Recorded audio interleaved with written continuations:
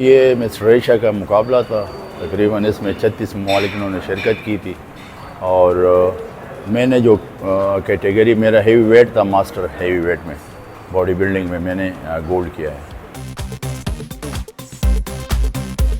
Merit پہ 6 لڑکے select ہوئے تھے، باقی وہ 4 لڑکے تھے میرے خیال میں 4 کے 5 وہ اپنے خرچے پہ گئے تھے۔ اس میں جو 6 لڑکے تھے اس میں 5 لڑکوں نے گولڈ میڈل لیا تھا، اس میں فزیک میں تھے، کلاسک میں تھے، اور باڈی بلڈنگ اور جونیئر باڈی بلڈنگ میں گولڈ میڈل لیے۔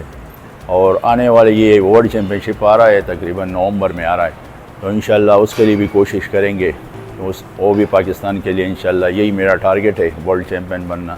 تو انشاءاللہ کوئی مشکل نہیں ہے، اور محنت ہم کریں گے، باقی نصیب کا کام ہے۔